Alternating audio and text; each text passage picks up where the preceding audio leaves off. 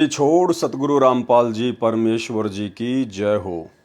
परमपिता परमात्मा सारी सृष्टि के रचनहार, कुल मालिक, असंख्य ब्रह्मांडों के स्वामी, जगत गुरु, तीनों लोकों में प्रवेश करके सबका भरण पोषण करने वाले राजाधिराज, आत्माधार, नाथों के नाथ, देवों के देव महादेव, सर्वेश्वर महेश्वर, मृत्युंजय, अजरो अमर, आदि अनादि सनातनी प्रभु, जगत पिता जगदीश्वर, श्री श्री 1008 की उपाधि के वास्तविक अधिकारी, अकाल मूर्त शब्द स्वरूपी राम वासुदेव, सर्वगतम ब्रह्म, परम पूज्य, प्रथम पूज्य, परम संत, परम पुरुष, परम धनी, परम दयालु, सत्य कबीर, हक्का कबीर, अल्लाहु कबीर, अल्लाहु अकबर, बाखबर, अल्लाह ताला, जगत के तारणहार, जगत के मुक्ति दाता, जगत के जगन्नाथ, हारे के सहारे, हिंदुओं के राम, मुसलमानों के अल्लाह, सिखों के वाहेगुरु, ईसाइयों के मसीह, दया के सागर दयानिधि, करुणा के सागर करुणानिधि, स्वयंभू परिभू, संकट मोचन, कष्ट हरण, मंगल करण, दुख भंजन, अविगत कबीर, निर्विकार निर्विषम परमात्मा, अलय अलेख सतगुरु, आदि अनादि सतगुरु, असली मर्यादा पुरुषोत्तम, असली राम, असली कृष्ण, असली घनश्याम, असली मुरारी, राजाओं के राजा, महाराजाओं के महाराजा, शहंशाहों के शहंशाह, सम्राटों के सम्राट, भगवानों के भगवान, अल्लाहों के अल्लाह, प्रभुओं के प्रभु, मसीहाओं के मसीह, सच्चे वाहिगुरु, बाबाओं के बाबा, पीरों के पीर, सेठों के सेठ, जगत सेठ, सावरसा सेठ, सर्वगुण संपन्न, अनंत कोटि कलाओं के स्वामी, अनंत कोटि ब्रह्मांडों के नायक, योगियों में महायोगी, ध्यानियों में महाध्यानी, सिद्धों में परम सिद्ध, ज्ञानियों में तत्वज्ञानी, ब्रह्म ज्ञानी, महाज्ञानी, परम ज्ञानी, सर्वश्रेष्ठ ज्ञानी, विज्ञानी, युवा कबीर, समरथ कबीर, असमवात, अमित ओजा, सच्चे रहनुमा, करीम अल्लाह, सुबहान अल्लाह, दुनिया के अंतिम पैगंबर, 8 सितंबर 1951 से गांव धनाना, जिला सोनीपत, हरियाणा, भारतवर्ष की पावन भूमि पे प्रकट रियल कल की भगवान श्री नारायण साकार हरि, श्री बाबा साहेब स्वयंभू संत श्रोमणी सतगुरु रामपाल जी परमेश्वर जी के चरण कमल में साध संगति से जुड़े हुए देश विदेश से हम सभी सत्सेवक भाई बहनों का अनंत कोटि दंडवत प्रणाम। सत्साई भाई और बहनों, दया परमपिता परमेश्वर जी की, सारी सृष्टि के रचनहार सतगुरु रामपाल जी भगवान की, जिनकी विशेष वीआईपी रजा से, वीआईपी कृपा से आप और हम सभी भाई बहन साथ संगति से जुड़कर इस भक्ति मार्ग पर दृढ़ता के साथ अपने आत्म कल्याण के लिए गुरुदेव भगवान के आशीर्वाद से आगे बढ़ रहे हैं। भाई और बहनों, पवित्र पुस्तक धरती पर अवतार को लेकर वीडियो बनाने की श्रृंखला जारी है और इस पुस्तक पर आज हमारा ये 6 नंबर का पार्ट है और ये अंतिम पार्ट है। इसके बाद हम परमेश्वर जी के हिसार जेल से आए हुए कुछ लेटर के ऊपर वीडियो बनाएंगे, जिनके ऊपर वीडियो बनाकर आप भाई बहनों को वर्तमान में जो मनमानियाँ काल प्रेरणा से गुरुदेव भगवान के कलयुगी परिवार के द्वारा, उनके बेटा बेटी, भाई बंधु, रिश्तेदारों के द्वारा संगत पर जबरन थोपी जा रही हैं, आप भाई बहनों को परिचित करवाएंगे कि वास्तव में सतगुरु रामपाल जी परमेश्वर जी के वर्तमान में सतलोक आश्रम मैनेजमेंट हरियाणा के लिए ज्ञान आधार से क्या आदेश हैं और क्या ये लोग अपने गुरुदेव भगवान के आदेशों के विपरीत कुक्रम काल प्रेरणा से कर रहे हैं। तो आज हमारा ये लास्ट वीडियो है। वीडियो ज़्यादा लंबा नहीं होगा, लेकिन आज का वीडियो बहुत ज़्यादा महत्वपूर्ण है। भाई और बहनों, पिछले 30 वर्षों से सतगुरु रामपाल जी परमेश्वर जी ने अपने अनुयायियों को भक्ति मार्ग से संबंधित जानकारियां समझाने में, वो गूढ़ बातें, वो गूढ़ रहस्य समझाने में कोई कसर किसी प्रकार की नहीं छोड़ी हैं। देश काल और परिस्थितियों के अनुसार सतगुरु रामपाल जी परमेश्वर जी ने अपने भक्तों पर भक्ति पर लगाए रखने के लिए काफ़ी कुछ उनको हल्की फुल्की छूट भी दी, ताकि ये आत्मा किसी प्रकार से भक्ति मार्ग पर लगी रहे। और जब धीरे धीरे इनको ज्ञान होगा, सतगुरु की महिमा समझ में आएगी, भक्ति मार्ग समझ में आएगा, इस मनुष्य जन्म की प्राप्ति का मुख्य टारगेट समझ में आएगा, तो अपने आत्म कल्याण के प्रति चिंतित होकर फिर ये आत्मा संकेतों में भी समझने लग जाएंगी कि हमने किस प्रकार से भक्ति मार्ग पर अपनी रहनी करनी को दर्शाते हुए मोक्ष प्राप्त करना है। लेकिन भाई और बहनों, परमात्मा के इतने प्रयासों के बावजूद भी आज उनके 90% फॉलोवर उनके अंतर्मन की बात को नहीं समझ पा रहे हैं, गुरुदेव भगवान के संकेतों को नहीं समझ पा रहे हैं। और ये जो समय मोक्ष प्राप्ति का जो निकलता जा रहा है, ये बहुत बड़ा धोखा खाने की स्थिति में खड़े हैं। आज परमेश्वर ने विशेषकर सिख समाज के लिए इस पवित्र पुस्तक धरती पर अवतार के अंदर पेज नंबर 158 पर एक विशेष संदेश दिया है, जो सिख समाज आज भी अपनी सिक्खी को नहीं छोड़ रहा है। कौन सा सिख समाज? वो सिख समाज और उस सिख समाज से संबंधित लोग जो सतगुरु रामपाल जी परमेश्वर जी से दीक्षा लेकर सतगुरु रामपाल जी परमेश्वर जी को अपना वाहे गुरु बनाकर, अपना सतगुरु बनाकर और अन्य सभी गुरु साहिबानों को छोड़ चुके हैं, त्याग चुके हैं।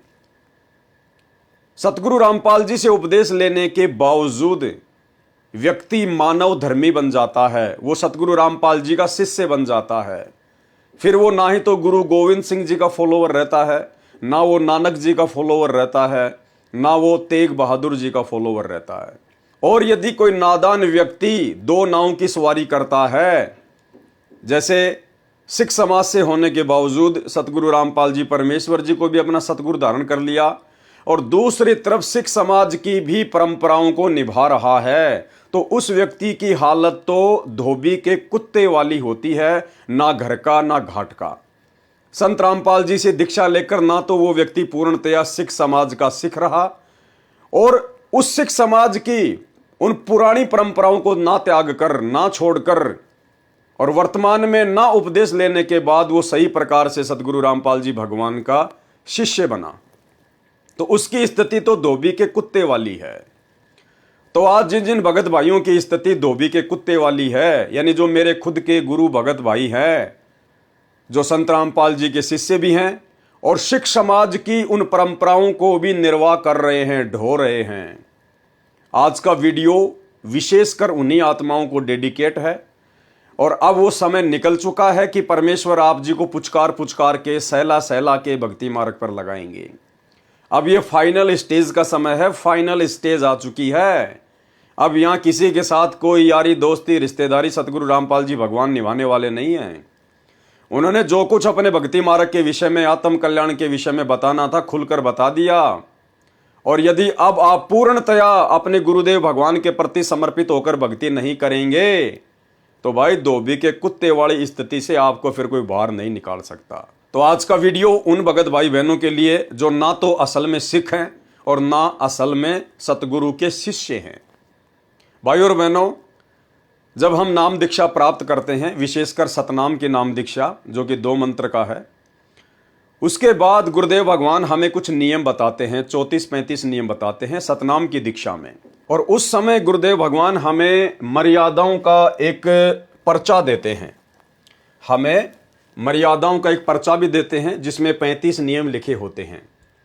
जैसे सत्य नाम प्राप्ति के लिए तथा प्राप्त करने के बाद आवश्यक नियम, जिनमें से एक भी नियम खंड नहीं करना है। यदि निम्न नियमों का पालन नहीं कर सकते तो सत्य नाम ना लें। यहां पर ये नियम नंबर 9 है, 9 नंबर मर्यादा। इसमें सतगुरु रामपाल जी परमेश्वर जी ने विशेषकर सिख समाज से जुड़े हुए लोगों के लिए क्या कहा है? सिखों को छोड़कर संत बाबा रूप में दाढ़ी ना हो।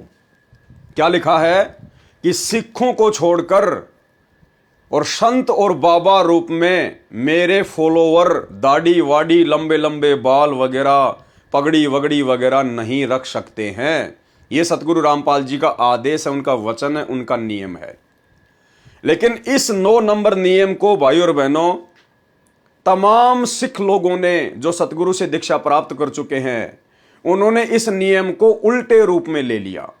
वो इस नियम की गहराई को समझ नहीं पाए और उन्होंने सोच लिया कि हमें तो सतगुरु रामपाल जी ने, यानी हमारे गुरुदेव भगवान ने, लंबी लंबी दाढ़ी रखने की छूट दे दी है, सर पर पगड़ी रखने की छूट दे दी है, हाथ में वो कड़ा पहनने की छूट दे दी है, छोटी सी 6 इंच की वो कृपाण रखने की छूट दे दी है। नहीं, आप इस 9 नंबर नियम को समझ नहीं पाए और ना समझ पाने के कारण ही आज तक आप जी धोबी के कुत्ते वाली स्थिति में खड़े हैं, सतगुरु रामपाल जी के शिष्य होने के बावजूद। सतनाम प्राप्ति के बाद ये 9 नंबर का नियम क्या कहता है दास बहुत पहले एक पूरा वीडियो इस विषय पर बना चुका है। आपको छोटा सा वो वीडियो दास दिखाना चाहेगा 4-5 मिनट का, जिसमें विशेषकर दास ने इसी 9 नंबर के नियम के ऊपर सिख समाज से जुड़े हुए सतगुरु रामपाल जी परमेश्वर जी के फॉलोवर के लिए बनाया था। तो पहले आप सुनिए ये छोटा सा वीडियो और समझिए नियम नंबर 9 को, और उसके बाद फिर सतगुरु रामपाल जी परमेश्वर जी ने इस पुस्तक धरती पर अवतार के अंदर सिख समाज से जुड़े हुए अपने भक्तों के लिए क्या कुछ दिशा निर्देश दिए हैं, आपको वो भी बताए जाएंगे। सुनिए। अब भाई और बहनों, जब हम पूज्य गुरुदेव भगवान से उपदेश प्राप्त करते हैं और जब हम सतनाम प्राप्त करते हैं, तो सतनाम के जो 34 नियम हैं उनमें एक नियम है 9 नंबर का नियम। उस 9 नंबर के नियम में परमेश्वर ने एज इट इज ऐसा ही लिखा हुआ है जो आपको स्क्रीन पर लिखा हुआ दिखाई दे रहा है। सिखों को छोड़कर संत बाबा रूप में दाढ़ी ना हो। क्या कहा परमेश्वर ने? सिखों को छोड़कर संत बाबा रूप में दाढ़ी ना हो। यह नियम है परमात्मा का, यह आदेश है सतगुरु रामपाल जी भगवान का उन तमाम व्यक्तियों के लिए जो व्यक्ति सिख समाज को छोड़कर संत रामपाल जी के मानव धर्म को स्वीकार करते हैं। कि सिखों को छोड़कर यानी उन लोगों को छोड़कर जो अभी भी सिख बने हुए हैं, अपनी धर्म की परंपराओं में उलझे हुए हैं, जो लोग संत रामपाल जी के ज्ञान से अपरिचित हैं, जिनको हम सिख कहते हैं, सरदार कहते हैं, उन सिखों को छोड़कर संत या बाबा रूप में दाढ़ी ना हो। यदि आपने संत रामपाल जी से उपदेश लेना है तो संत यानी भगत रूप में, संत का मतलब होता है भगत, और बाबा यानी कोई साधु संत।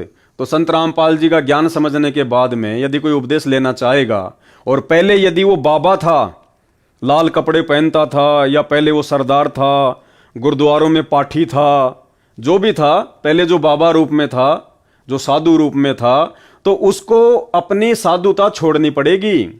साधुता का मतलब वो वेशभूषा, वो परंपरा, वो दाढ़ी, वो मूछ, वो उसने कटवानी पड़ेगी अगर संत रामपाल जी से नाम लेना है तो। क्योंकि यहां सख्त आदेश है कि संत बाबा रूप में दाढ़ी ना हो।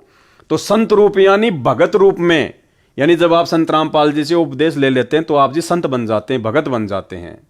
और बाबा यानी यदि आप पहले कोई बाबा थे, किसी गुरुद्वारे में पाठी थे, तो आपने अब अपनी उन परंपराओं को त्यागना पड़ेगा, अपने सर के बालों को कटवाना पड़ेगा, अपनी दाढ़ी मूंछ को कटवाना पड़ेगा, वो पगड़ी पहनना आपने छोड़ना पड़ेगा यदि आपने संत रामपाल जी से उपदेश लेना है तो। ये है इस नियम का मतलब। लेकिन 99% भक्तों ने इस नियम का मतलब ये निकाल लिया कि गुरुजी ये कह रहे हैं कि सरदारों को छोड़कर, सिखों को छोड़कर कोई भी भगत दाढ़ी और मूछ ना रखे। क्यों भाई? सिख कोई विशेष है क्या संत रामपाल जी के लिए? क्या परमात्मा भी अपने भक्तों में पक्षपात करता है क्या? क्या परमात्मा भी भेदभाव करता है क्या? इसका मतलब सिख तो फिर चाहे शराब पियो, सिख चाहे कोई भी नशा करो, क्योंकि उनको तो छूट दे दी परमात्मा ने। यदि आप लोगों के अनुसार गुरुदेव भगवान ने सिखों को सर पर पगड़ी बांधना, दाढ़ी मूछ रखने की छूट दे रखी है, तो इसका मतलब सिखों को तो फिर सारी छूट है। सिख तो चाहे शराब भी पियो, चाहे मांस भी खाओ, चाहे चोरी भी करो, चाहे उल्टे काम भी करो, और बाकी भक्तों को सतगुरु रामपाल जी ने अपने नियमों में बांध दिया। भाई इस नियम को समझो, शब्दों को समझो, ये वाणी, ये लाइन क्या कह रही है? संत रामपाल जी निष्पक्ष परमात्मा है। अरे वे तो आप और हमारे लिए ये वाणी कहते हैं कि पक्षा पक्षी के कारण सब जग रहा भूलान। पक्षा पक्षी यानी पक्ष और विपक्ष के चक्कर में पड़कर पूरा संसार भूला हुआ है। पक्षा पक्षी के कारण सब जग रहा भूलान, और निष्पक्ष होके हरि भजय सोहे संत सुजान। यानी वो भगत ही ज्ञानी होगा, परमात्मा को प्राप्त करेगा जो निष्पक्ष होकर भक्ति करेगा। तो परमात्मा कैसे पक्षपात को धारण करके हमसे भक्ति करवाएंगे? अगर भगत के लिए निष्पक्ष होने का आदेश है तो इसका मतलब परमात्मा तो हमसे पहले निष्पक्ष हैं, और वो निष्पक्ष परमात्मा फिर सिखों को नाम उपदेश लेने के बाद पगड़ी पहनना, दाढ़ी मूछ रखने की इजाजत कैसे दे सकते हैं? तो वाणी का जो अर्थ है वो ये है कि सिखों को छोड़कर, यानी उन व्यक्तियों को छोड़कर जो अभी भी सिख धर्म को अपना रहे हैं, जो अभी भी संत रामपाल जी के ज्ञान से, उनकी भक्ति से दूर हैं, उन सिखों को छोड़कर संत बाबा रूप में दाढ़ी ना हो। यदि आप सिख समाज से हैं और आपने संत रामपाल जी का संत बनना है, उनका भगत बनना है, तो आपने अब उन परंपराओं को त्यागना पड़ेगा। आपने दाढ़ी वाड़ी को कटवाना पड़ेगा, पगड़ी वगड़ी पहनना आपने छोड़ना पड़ेगा। ये है, यहां संत रामपाल जी ने कहा कि सिखों को छोड़कर, ये नहीं कहा कि सिख भक्तों को छोड़कर, ये शब्द नहीं कहे उन्होंने, खाली कहा सिखों को छोड़कर, ना कि सिख भक्तों को छोड़कर। तो भाई अब आपने उन परंपराओं का परित्याग करना पड़ेगा अगर अपनी भक्ति सफल करनी है। तो आपने सिंपली, यदि संत रामपाल जी का भगत बनना है तो देख लो ये तमाम लोग, ये देख लो तमाम लोग, किसी के सर पे भी आपको ना तो कोई टोपी दिखाई देगी, ना किसी के गले में आपको कोई लॉकेट दिखाई देगा जो ईसाई धर्म में पहना जाता है, ना किसी के सिर पे आपको कोई जो है वो पगड़ी दिखाई देगी, ना किसी के चेहरे पे आपको कोई बड़ी बड़ी दाढ़ी दिखाई देगी। जबकि ये तमाम लोग, इनमें से कोई हिंदू भी है, कोई मुसलमान भी है, कोई सिख भी है और कोई ईसाई भी है। तो ये व्यक्ति हैं असल में संत रामपाल जी के फॉलोवर। ये हैं वो व्यक्ति जिन्होंने पहले वाले तमाम धर्मों की तमाम परंपराओं को परित्याग कर दिया, जिन्होंने पहले जिस भी धर्म से जुड़े हुए थे उन तमाम पहचान को इन्होंने मिटा दिया, और संत रामपाल जी के मानव धर्म से जुड़ने के बाद इन्होंने अपने ऊपर मानव धर्मी का ठप्पा लगा लिया। ये हैं संत रामपाल जी के फॉलोवर, जो संत रामपाल जी जैसे ही दिखाई दे रहे हैं। परमात्मा कहते हैं कि गुरु को कीजिए दंडवत और कोटि कोटि प्रणाम, और कीट न जाने भृंग को गुरु कर ले आप समान। सतगुरु ने इन सब भक्तों को ज्ञान देकर अपने समान कर लिया, अपने जैसा बना लिया इन सबको। इनमें और सतगुरु रामपाल जी भगवान की वेशभूषा में आपको किसी भी प्रकार का कोई भी डिफरेंस नजर नहीं आएगा। ये सभी धर्मों के लोग बैठे हुए हैं, लेकिन आप देख सकते हैं किसी भी व्यक्ति की पहचान पहले वाले धर्म नहीं है, ये सब मानव धर्मी हैं। संत रामपाल जी जैसे एक आम नागरिक की तरह आपको दिखाई दे रहे हैं। तो भाइयों और बहनों, नियम नंबर 9 का वीडियो आपने देख लिया। अब शक और संदेह की कोई भी गुंजाइश नहीं होनी चाहिए। आपको भली बात समझ में आ गया होगा कि नियम नंबर 9 के माध्यम से सतगुरु रामपाल जी परमेश्वर जी ने सिख समाज से जुड़े हुए किसी भी व्यक्ति को उनसे दीक्षा प्राप्त करने के बाद सर पे पगड़ी रखना, लंबी लंबी दाढ़ी रखना, किसी भी चीज की कोई छूट नहीं दी है, क्योंकि संत रामपाल जी समदृष्टि हैं और पिता अपने बच्चों में किसी प्रकार का कोई भी भेदभाव नहीं करता है। अगर इन्होंने सिखों को पगड़ी पहनने या दाढ़ी रखने के लिए छूट देनी होती तो भला फिर मुसलमान धर्म के लोगों से संत रामपाल जी की क्या दुश्मनी है। मुसलमान धर्म के लोगों को भी वो छोटी छोटी दाढ़ी और मूछ साफ रखने की छूट दे देते, सर पर टोपी रखने की छूट दे देते, लेकिन ऐसा उन्होंने नहीं किया। लेकिन यहाँ पर लोग इस नियम को समझ नहीं पाए। वो छोटा सा वीडियो देखकर उम्मीद करूंगा आपने नियम को समझ लिया होगा। अब आगे सतगुरु रामपाल जी परमेश्वर जी ने क्लियर कट सिख समाज से जुड़े हुए अपने आधे अधूरे फॉलोअर्स को क्या आदेश दिया है। आधा अधूरा दास इसलिए कह रहा है कि सतगुरु रामपाल जी से उपदेश लेने के बाद, सतगुरु रामपाल जी को अपना वाहे गुरु बनाने के बाद, यदि इनके फॉलोअर सिख समाज की परंपराओं को भी ढो रहे हैं, सिख समाज की परंपराओं में भी घुसे हुए हैं, उन्हीं पुरानी रीति रिवाजों को फॉलो कर रहे हैं, तो ना तो वो सिख समाज के लायक है और ना वो सतगुरु रामपाल जी के लायक हैं। वो तो धोबी के कुत्ते वाली स्थिति में खड़े हैं। तो ये पुस्तक धरती पर अवतार संपूर्ण, इसका पेज नंबर 158 है और इसमें नीचे की तरफ परमात्मा ने यहां पर लिखा है, सिख समाज से जुड़ी हुई बहुत सारी बातें परमात्मा ने लिखी हैं जो हमारे विशेष मतलब की हैं, जिसके लिए परमात्मा दास को वीडियो बनाने के लिए प्रेरित करते हैं, निमित्त बनाते हैं। केवल कट टू कट बात ही की जाएगी, फालतू में आप और हमारे पास में समय बर्बाद करने के लिए नहीं है। तो सिख समाज के बारे में जब परमात्मा ने बहुत सारी बातें बताई, सिख समाज की पुस्तकों में लिखी हुई दिखाई, गुरु ग्रंथ साहिब में लिखा हुआ दिखाया, जन्म साखी भाई बाले वाली में लिखा दिखाया, तो उसके बाद कुछ एक लोगों के सवाल हैं सतगुरु रामपाल जी से। और उन्होंने क्या सवाल किया कि भाई हम आपसे दीक्षा तो ले लेंगे, हम आपसे नाम उपदेश तो ले लेंगे, लेकिन हमारी कुछ नियम हैं, हमारी कुछ मर्यादाएं हैं जो हमारे पहले के गुरु साहिबानों ने लागू की थी। हम उन नियमों को नहीं छोड़ सकते, उन मर्यादाओं को नहीं छोड़ सकते। आप हमारी शंका का समाधान करें और हमें संतुष्ट करें। तो क्या सवाल किया सतगुरु रामपाल जी से?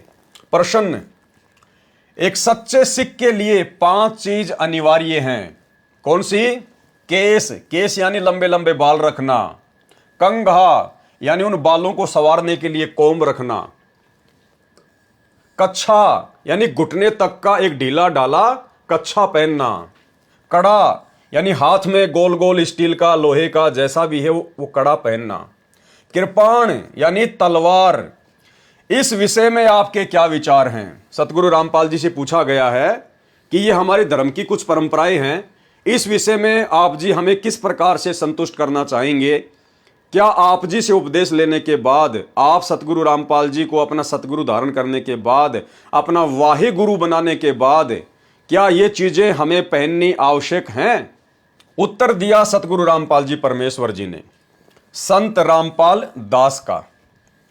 यह 5 वस्तुएं एक सिंह के लिए अनिवार्य हैं, न कि एक सिख के लिए। क्या कहा सतगुरु रामपाल जी ने? भाइयों और बहनों, एक एक शब्द को पकड़ के चलना, ज्यादा लंबा वीडियो नहीं है। अगर वास्तव में आपने अपनी भक्ति सफल करनी है, यदि आप सिख समाज से संबंधित हैं और सतगुरु रामपाल जी से उपदेश प्राप्त कर चुके हैं, तो आपके लिए महत्वपूर्ण है ये। अन्य जो सिख समाज से जुड़े हुए लोग हैं, उनके लिए ये वीडियो नहीं है। वो चाहे अपनी लंबी लंबी दाढ़ी रखें, चाहे वो पगड़ी पहने, चाहे अपनी परंपराओं को फॉलो करें, हमें उनसे कोई लेना देना नहीं है। लेकिन सतगुरु रामपाल जी के पंथ में आकर आपने फिर उन परंपराओं को त्यागना पड़ेगा, अन्यथा आप जी ना घर के ना घाट के। तो क्या कहा सतगुरु रामपाल जी ने? ये 5 वस्तुएं एक सिंह के लिए अनिवार्य हैं, न कि एक सिख के लिए। अब सिंह और सिख में रात दिन का अंतर है। जो 5 वस्तुएं बताई गई हैं, जो सिख समाज में वर्तमान में प्रचलित हैं, गुरुदेव भगवान कह रहे हैं कि ये 5 वस्तुएं एक सिंह के लिए अनिवार्य हैं, ना कि एक सिख के लिए। सिख का मतलब क्या होता है? शिष्य। सिख कोष्टक में लिखा है शिष्य। सिख उसको कहते हैं जिसने कोई वक्त गुरु बना रखा हो। सिख किसे कहते हैं? सिख यानी शिष्य, जिसने कोई वक्त गुरु बना रखा हो। वर्तमान में जिसका गुरु जिंदा हो उसको कहते हैं शिष्य। सिख अर्थात शिष्य उसको कहते हैं जिसने कोई वक्त गुरु बना रखा हो, यानी प्रेजेंट में जिसका कोई गुरु हो, जैसे आप और हमारे वक्त गुरु सतगुरु रामपाल जी हैं। उसके लिए यह अनिवार्य है। क्या क्या अनिवार्य है? यानी जिसने वर्तमान में अपना कोई वक्त गुरु बना रखा हो, और जो शिष्य हो उसके लिए वो 5 वस्तुएं अनिवार्य नहीं है। वो सर पे पगड़ी, लंबी लंबी दाढ़ी, मूछ, वो कृपाण, वो कंगा, वो केस, वो शिष्य के लिए अनिवार्य नहीं है जिसने अपना कोई वक्त गुरु बना रखा हो। जैसे सिख समाज के लोगों ने सतगुरु रामपाल जी को अपना वक्त गुरु बना रखा है, तो गुरुदेव कह रहे हैं उन शिष्यों के लिए, उन सिखों के लिए जिन्होंने सतगुरु रामपाल जी को अपना वक्त गुरु धारण कर रखा हो, उनके लिए वो 5 चीजें अनिवार्य नहीं है। उनके लिए क्या अनिवार्य है? उनके लिए ये अनिवार्य है। क्या क्या? नंबर 1, शराब ना पिए। नंबर 2, मांस ना खाएं, तंबाकू सेवन ना करें। नंबर 4, चोरी ना करें। नंबर 5, जारी यानी पर स्त्री गमन ना करें। जो वस्तुएं आप अनिवार्य कह रहे हो, कौन सी वस्तुएं? वो 5 वस्तुएं जो वर्तमान में सिख समाज में चल रही हैं। पगड़ी, लंबी लंबी दाढ़ी मूछ, हाथ में वो कड़ा, छोटी सी तलवार, कंगा और वो कच्छा। गुरुदेव क्या कह रहे हैं? जो वस्तुएं आप अनिवार्य कह रहे हो, उनकी आवश्यकता कब पड़ी? सुनो, सतगुरु रामपाल जी भगवान कह रहे हैं, समझा रहे हैं कि सिख समाज में उन 5 वस्तुओं की आवश्यकता कब पड़ी। ध्यान से सुनो। एक समय कश्मीर के पंडित 9वें सिख गुरु श्री तेग बहादुर जी के पास आए तथा उनसे अपनी रक्षा के लिए प्रार्थना की थी। मुसलमान राजा औरंगजेब हिंदुओं को बलपूर्वक मुसलमान बना रहा था। श्री तेग बहादुर जी ने उनकी सहायता का वचन दे दिया, जिसके परिणाम स्वरूप श्री तेग बहादुर जी को अपने प्राणों की आहुति भी देनी पड़ी।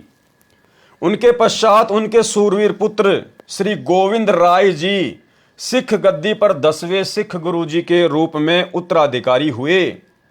उन्होंने भी अपने पिता द्वारा दिए गए वचन की दृढ़ता से पालना की तथा मुसलमानों से अपने पिता का प्रतिशोध लेने के लिए क्रूर राजा को ललकारा, यानी औरंगजेब को ललकारा।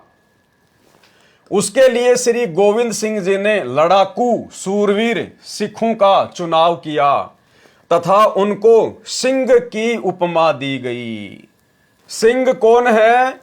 गुरु गोविंद सिंह जी के द्वारा अपने पिता श्री तेग बहादुर जी की हत्या का मुगलों से बदला लेने के लिए जो सिख समाज में से लोगों को छांट छांट कर जो सेना तैयार की थी, उनको सिंह का नाम दिया, जिनका मुख्य काम लड़ाई झगड़ा था, मार काट करना था, भक्ति वक्ति से कोई लेना देना नहीं था। उसके लिए श्री गोविंद सिंह जी ने लड़ाकू सूरवीर सिखों का चुनाव किया था तथा उनको सिंह की उपमा दी गई। उनके लिए उपरोक्त वस्तुएं अनिवार्य बताई गई थी। उन सिंहों के लिए गुरु गोविंद सिंह जी ने जो फौज तैयार की थी लड़ने के लिए, उन लोगों के लिए वो 5 चीजें अनिवार्य की गई थी उस समय, जो उस समय अति आवश्यक थी, क्योंकि उस समय उनकी आवश्यकता थी। उन सिंहों के लिए श्री गोविंद सिंह जी ने यहां तक कहा था कि जो ये 5 वस्तुएं केस, कंगा, कच्छा, कड़ा तथा कृपाण धारण नहीं करेगा वह मेरा सिंह नहीं होगा। वह 5 वस्तुएं उस समय की लड़ाई के लिए तथा बचाव के लिए अनिवार्य थी। वर्तमान में यानी इस प्रेजेंट समय में, वर्तमान में इनकी आवश्यकता नहीं है। जैसे मुसलमान लोग कभी भी सिंहों पर आक्रमण कर देते थे, उनसे निपटने के लिए केस, कड़ा तथा कृपाण, कच्छा तथा कंगा कैसे अनिवार्य थे? नंबर 1, केस यानी बाल। सिर पर केस अधिक होने से लाठी तथा कृपाण के वार से बचाव होता था। नंबर 2, कंगा क्या काम आता था? बालों को संवारने के लिए कंगा अनिवार्य था। नंबर 3, हाथ में पहने जाने वाला वो कड़ा, वो क्या काम आता था? कड़ा भी अचानक आक्रमण होने पर ढाल की तरह अड़ाने के लिए काम आता था। और नंबर 4 पे है वो कच्छा, घुटनों तक का कच्छा अर्थात अंडरवियर तथा उसके ऊपर एक चद्दर पहनना अनिवार्य था। लड़ाई के समय चद्दर को सिर पर पगड़ी के स्थान पर बांध लेते थे तथा कच्छा दौड़ने चलने में सुविधाजनक था। और नंबर 5 पे वो कृपाण, तलवार का कार्य तो सर्वविदित है। तलवार तो खून खराबे का काम करती है, मरने मारने का काम करती है, उसका काम तो सर्वविदित है। ये उपरोक्त 5 वस्तुएं उस समय अनिवार्य थी जब सिखों व मुसलमानों का झगड़ा हो रहा था। हिंदू तथा सिख धर्म की रक्षा के लिए श्री गोविंद सिंह जी ने अपने दोनों पुत्रों को बलि चढ़ा दिया तथा अपने प्राणों की भी आहुति दे दी। मुसलमान बनना हिंदुओं के लिए क्यों गवारा नहीं था? यानी जबरदस्ती औरंगजेब जो हिंदुओं को मुसलमान बनाया करता था, तो हिंदू लोग मुसलमान क्यों नहीं बनना चाहते थे? क्या कारण था? क्योंकि मुसलमान मांस खाते थे तथा मुसलमान धर्म को स्वीकार करने वाले के लिए मांस खाना अनिवार्य था, जो हिंदुओं और सिखों को नापसंद था। इसी कारण से उपरोक्त घटनाएं घटी। वर्तमान में हिंदू तथा सिख अधिकतर मांस खाने लग गए हैं। अब आगे देखिए भाई और बहनों, जो 5 वस्तुएं सिंहों के लिए अनिवार्य कही गई थी, उनकी वर्तमान में आवश्यकता नहीं है, उस समय अनिवार्य थी। यानी सतगुरु रामपाल जी परमेश्वर जी ने सिख समाज के वो सभी लोग जो उनसे आकर दीक्षा लेते हैं, उनके लिए स्पष्ट रूप से कह दिया है, संकेत कर दिया है कि वर्तमान में यदि आप सिख समाज से हैं और मेरे से उपदेश लेने के लिए आते हैं, तो भाई वर्तमान में आप लोगों ने उन पुरानी परंपराओं को त्यागना पड़ेगा, छोड़ना पड़ेगा, अगर अपनी भक्ति सफल करना चाहते हो तो। क्योंकि वो 5 चीजें सिंहों के लिए अनिवार्य थी और वर्तमान में उसकी आवश्यकता भी नहीं है। और तुम तो वर्तमान में सिंह नहीं बल्कि शिष्य बन गए हो। असल में सिख का मतलब होता है शिष्य, और आपने तो संत रामपाल जी को अपना वक्त गुरु बना लिया है, प्रेजेंट गुरु बना लिया है। तो संत रामपाल जी से उपदेश लेने के बाद, संत रामपाल जी को अपना वाही गुरु बनाने के बाद, सिख समाज से जुड़े हुए किसी भी भाई को अब उन 5 वस्तुओं को अपने शरीर पर धारण करने की कोई आवश्यकता नहीं है। यदि वो फिर भी धारण करता है तो अभी उसकी आध्यात्मिक कमजोरी है, आध्यात्मिक नासमझी है, अज्ञानता है। अगर उसने इन वस्तुओं का त्याग नहीं किया तो वो व्यक्ति अपनी भक्ति सफल नहीं कर पाएगा। तो यहां गुरुदेव ने स्पष्ट मना कर दिया है, जो 5 वस्तुएं सिंहों के लिए अनिवार्य कही गई थी उनकी वर्तमान में आवश्यकता नहीं है, उस समय अनिवार्य थी। शंका जाहिर की फिर किसी सिख ने और क्या पूछा, ये हमारे गुरुजी का आदेश है, हमारे लिए सिरोधार्य है। उन्होंने कहा था कि जो ये 5 वस्तुएं धारण नहीं करेगा वह मेरा सिंह नहीं है। तो सतगुरु रामपाल जी परमेश्वर जी ने क्या जवाब दिया। एक पिता ने अपने संतान को सर्दी के मौसम में कहा, जो बच्चा पैरों में जुराब, जूते और शरीर पर जर्सी या कंबल धारण नहीं करेगा वह मेरा बच्चा नहीं है। अचानक पिता की मृत्यु हो गई। वे बच्चे गर्मियों के मौसम में जुराब, जूते, जर्सी तथा कंबल धारण किए हों और उनसे कोई कहे कि बच्चों अब गर्मी का मौसम है, जर्सी कंबल तो कम से कम उतार दो। वे बच्चे कहें कि हमारे पिताजी का आदेश है, हमारे लिए सिरोधार्य है, हम नहीं उतारेंगे। तो उन बच्चों को कुछ विवेक से भी काम लेना चाहिए। स्पष्ट कर दिया सतगुरु रामपाल जी परमेश्वर जी ने कि वर्तमान में परिस्थितियां वैसी नहीं हैं जो आपने उन 5 वस्तुओं को धारण करना अनिवार्य हो। वर्तमान में केवल आप एक परंपरा का निर्वाह कर रहे हैं, आप एक परंपरा को फॉलो कर रहे हैं। उस दाढ़ी मूछ का, उस पगड़ी का, उस 6 इंच की छोटी सी तलवार का, कंघे का, कच्छे का वर्तमान में कोई यूज नहीं है और ना ही वो चीजें अनिवार्य हैं। यदि फिर भी आप धारण कर रहे हैं, विशेषकर संत रामपाल जी के फॉलोअर होने के बाद, तो ये आपकी आध्यात्मिक नादानी है। यही स्थिति अब है जो कहते हैं कि हमारे श्री गुरु जी का आदेश है कि जो ये 5 वस्तुएं धारण नहीं करेगा वह सिंह नहीं है। उन्हें विचार करना पड़ेगा। क्या कह रहे हैं सतगुरु रामपाल जी कि उन भक्तों को विचार करना पड़ेगा कि इन वस्तुओं की वर्तमान में आवश्यकता नहीं है। अब आपसी लड़ाई नहीं है, अब शांति है, सर्दी का मौसम नहीं है, अर्थात सब धर्मों के व्यक्ति प्यार से रह रहे हैं। अब कृपाण की लड़ाई नहीं रही।